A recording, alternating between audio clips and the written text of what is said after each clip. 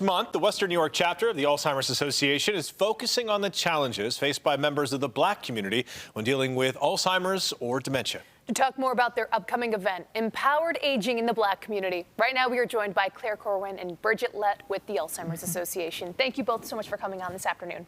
Thank you. Thanks for having us. So first, tell us, this is a conference. What can people expect? You want me to start? Go ahead. This is a conference and a fair. So we are going to start out with the fair and let people know what resources are available at the Alzheimer's Association.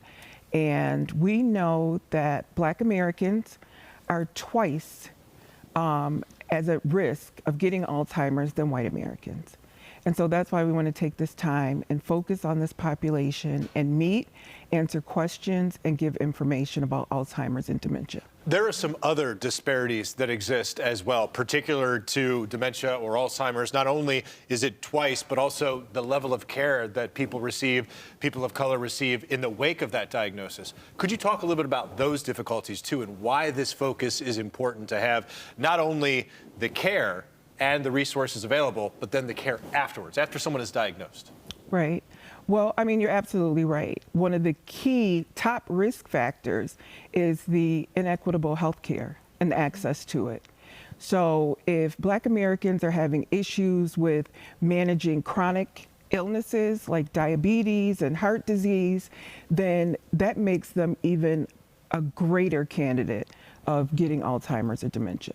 So that's why an event like this is so great, because all the resources, all the answers to the so many questions people have are all in one place, right? What are the most common questions you get? Why? We get the question all the time, why are we more likely?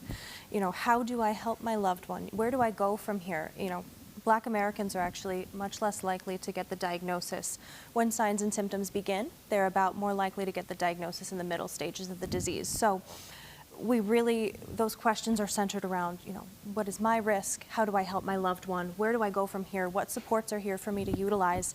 And, you know, if I had a nickel for every time I heard it, it's what can I do right now, right? What are the supports? So really part of the fair is, you know, as well as learning about what we do at the Alzheimer's Association, is learning about community support. So we have a bunch of vendors who are coming who directly serve the community, so making sure that folks are aware of those as well. It is so important that folks know that resources are available, because so often we hear that those resources aren't available, or maybe someone will join the Alzheimer's Association or find a group or something like that, and they always say, how many times have you heard this, Claire? I wish I knew about this sooner. I mean, I'm sure you hear it so often, and it's heartbreaking because this disease is so hard to tackle, and it's even harder to tackle when you have to do it by yourself. And so many people are out there suffering, taking care of a parent or taking care of a couple of parents. What else can people do to find those resources? We want to connect people out there who are watching with the resources that are right here in your backyard, and they are free. How do we do that? Yes, they can go to our website, Alzheimer's Association of Western New York. There are documents out there that they can read, they can print, they can save, or they can email them to themselves. There's a 24/7 number that they can call. They can ask whatever questions they need. And I think that when they come to this fair on the 22nd, that's February 22nd, it's going to be at the Merriweather Library. They can ask all of those questions. I hope they come out and they join us so that they can get more information. I think that's why it's empowered, because we all know knowledge is power. So we want them to come out and get it. Wonderfully said. If you are interested in attending, we will have this interview on our website, WIVB.com. Claire, Bridget, thank you so much for coming on this afternoon. Thank you. Thank you. Appreciate it.